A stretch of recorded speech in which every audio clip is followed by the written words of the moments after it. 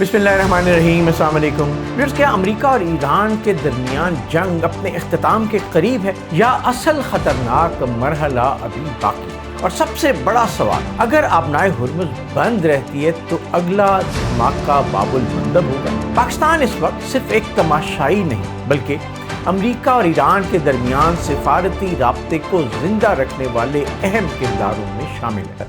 नाज़रीन, इस वक्त अमेरिका और ईरान के दरमियान सूरत हाल को मुकम्मल जंग बंदी या मुकम्मल अमन कहना क़ब्ल वक्त होगा।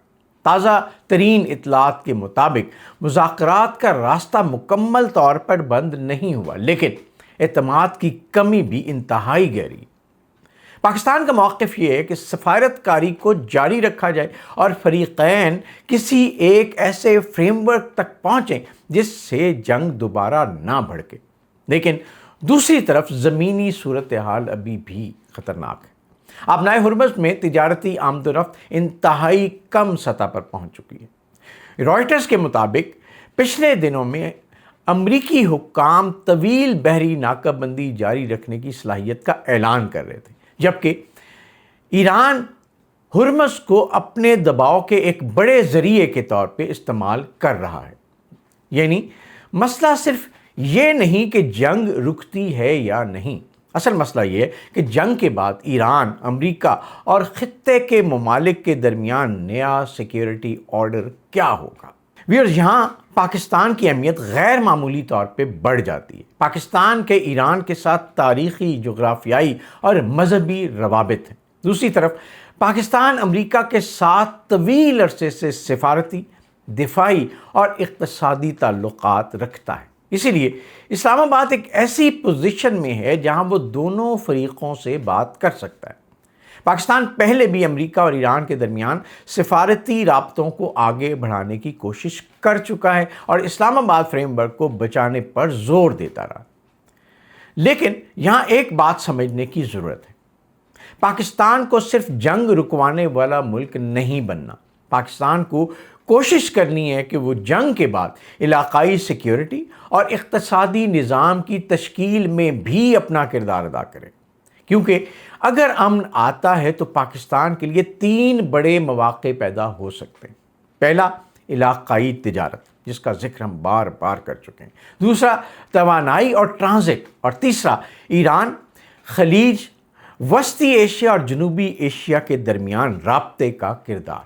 अब आते हैं इस जंग के सबसे ख़तरनाक मुकाम पर, यानी आबनाए हुर्मुज़। आपको पता है, ये एक सिर्फ समंदरी रास्ता नहीं, एक आलमी मईशत की शहरक है। दुनिया की तवानाई की बड़ी मिक़दार इस इंतहाई अहम रास्ते से गुज़रती है और जंग ने एक बात साबित कर दी है, जिस मुल्क के पास हुर्मुज़ पर दबाव डालने की सलाहियत होगी, इसके पास आलमी मईशत पर दबाव डालने का भी एक ताकतवर ज़रिया मौजूद है।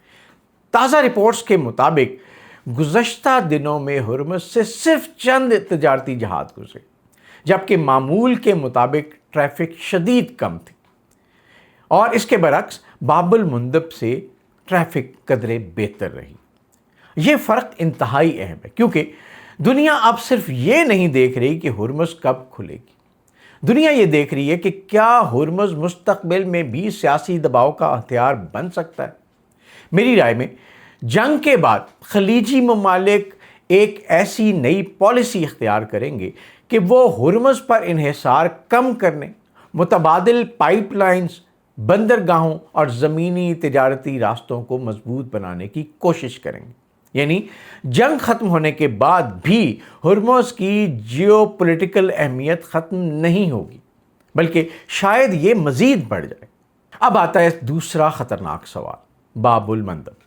ये रास्ता खलीज, अदन, बहरा अहमर और नहर स्वेज़ को आलमी तिजारत के बड़े नेटवर्क से जोड़ता है। अगर हुर्मुज़ और बाबुल मंदब में शदीद खलल पैदा हो जाए तो आलमी शिपिंग को एक ही वक्त में 2 बड़े झटके लग सकते हैं। जुलाई में रॉयटर्स ने रिपोर्ट किया था कि ईरान ने हौथियों पर दबाव डालने की कोशिश की कि अगर अमेरिका ईरान की तवानाई के बुनियादी ढांचे को निशाना बनाए तो बाबुल मंदब में भी कार्रवाई की जाए। यही वजह है कि बाबुल मंदब इस जंग का दूसरा महाज बन सकता है। लेकिन یہاں ایک فرق بہت اہم ہے، ہرمز میں ایران براہ راست طاقت رکھتا ہے، باب المندب میں صورتحال تھوڑی پیچیدہ ہے، کیونکہ وہاں حوثی، یمن، سعودی عرب، امریکہ، اسرائیل اور دیگر علاقائی قوتوں کے مفادات آپس میں جڑے ہوئے، اور دونوں چیک پوائنٹس بیک وقت اگر متاثر ہوتے ہیں تو وہی تیل مہنگا ہوگا، شپنگ مہنگی ہوگی، انشورنس مہنگی ہوگی، سپلائی چین متاثر ہوگی اور دنیا پھر مہنگائی کی دلدل میں جا سکتی۔ میرے نزدیک اس جنگ کا سب سے بڑا نتیجہ صرف ایران اور امریکہ کی فوجی کامیابی نہیں ہوگا، اصل نتیجہ ہوگا مڈل ایسٹ سیکیورٹی آرکیٹیکچر کی تبدیلی۔ خلیجی ممالک اب پہلے کی طرح صرف امریکہ پر انحصار نہیں کرنا چاہیں گے، وہ بیک وقت امریکہ کے ساتھ تعلقات بھی رکھیں گے، چین کے ساتھ اقتصادی روابط کو بڑھائیں گے، روس کے ساتھ سیکیورٹی اور توانائی کے معاملات کو دیکھیں گے اور علاقائی طاقتوں کے ساتھ اپنے تعلقات کو بہتر کریں گے۔ یعنی future of Middle East is equal to multi alignments, ایک طرف امریکہ، دوسری طرف چین، روس ایک الگ طاقت اور درمیان میں سعودی عرب، ترکی، ایران، پاکستان اور دیگر علاقائی ممالک اپنے مفادات کے مطابق توازن قائم کریں گے، اور یہی اصل تبدیلی ہے۔ ناظرین، روس کے لیے جنگ ایک خطرہ بھی ہے اور موقع بھی۔ خطرہ اس لیے کہ مشرق وسطیٰ میں عدم استحکام روس کے مفادات کو بھی متاثر کر سکتا ہے، لیکن موقع اس لیے کہ اگر امریکہ ایران میں طویل عرصے تک الجھتا ہے تو واشنگٹن کی توجہ دنیا کے دوسرے محاذوں سے ہٹ سکتی ہے۔ روس کی کوشش ہوگی کہ ایران کے ساتھ تعلقات کو برقرار رکھا جائے، چین کے ساتھ اسٹریٹجک کوآرڈینیشن کو بڑھایا جائے اور امریکہ کی عالمی توجہ کو تقسیم رکھنے سے اپنے مفادات حاصل کرے۔ لیکن روس یہ بھی جانتا ہے کہ امریکہ کے ساتھ براہ راست کنفرنٹریشن انتہائی خطرناک ہوگی، اس لیے مستقبل میں ہمیں زیادہ امکان نظر آتا ہے کہ economic pressure, intelligence cooperation, proxy competition اور ڈپلومیسی، نہ کہ امریکہ اور روس کی براہ راست جنگ۔ اب سب سے اہم سوال، امریکہ کیا چاہتا ہے؟ واشنگٹن کے لیے صرف ایران کو فوجی نقصان پہنچانا کافی نہیں، اصل چیلنج یہ ہے کہ جنگ کے بعد ایران دوبارہ نیوکلیر کیپیبلٹی حاصل نہ کر سکے، خلیجی ممالک محفوظ رہیں اور امریکی اثر و رسوخ میں رہیں، ہرمز کھلا رہے، امریکی فوجی اخراجات قابو میں رہیں اور ایران دوبارہ ایک ریجنل چیلنج بن کر سامنے نہ آئے۔ لیکن یہاں امریکہ کے لیے سب سے بڑا ڈیلیما یہ ہے کہ جتنا زیادہ امریکہ ایران پر دباؤ ڈالے گا، اتنا ہی ایران ہرمز اور خطے کے دوسرے محاذوں کو لیوریج کے طور پہ استعمال کر سکتا ہے، اور جتنا امریکہ جنگ کو طول دے گا، اتنا ہی چین اور روس کو اسٹریٹجک سپیس ملے گی۔ یہ جنگ جنوبی ایشیا کو کم از کم 5 بڑے طریقوں سے متاثر کر سکتی ہے۔ نمبر 1، پاکستان کی اسٹریٹجک اہمیت۔ اگر پاکستان امن مذاکرات میں کامیاب کردار ادا کرتا ہے تو اسلام آباد کی عالمی سفارتی اہمیت بہت زیادہ بڑھ سکتی ہے۔ نمبر 2، خلیج سے آنے والے تیل اور گیس پاکستان کی معیشت کے لیے انتہائی ہے۔ ہرمز کا بحران پاکستان کے امپورٹ بل پر براہ راست دباؤ ڈال سکتا ہے۔ نمبر 3، اگر ایران کے ساتھ حالات بہتر ہوتے ہیں تو پاکستان کے لیے ایران کے ذریعے وسطی ایشیا تک تجارت کے نئے مواقع پیدا ہو سکتے ہیں۔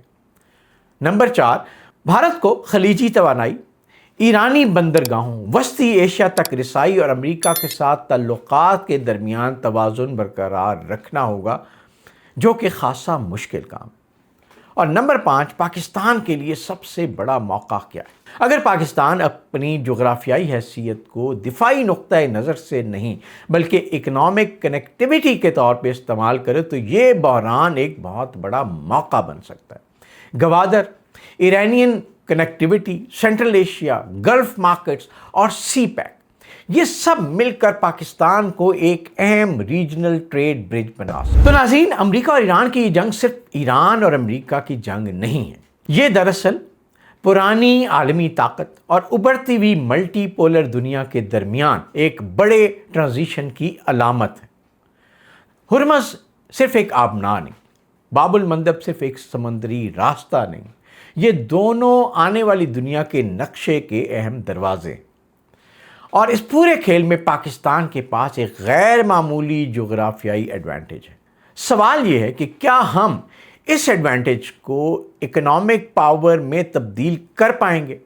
کیونکہ آنے والی دنیا میں صرف وہی ملک طاقتور ہوگا جس کے پاس صرف فوج نہیں بلکہ امن، تجارت، توانائی، ٹیکنالوجی اور رابطوں کو جوڑنے کی صلاحیت بھی ہوگی۔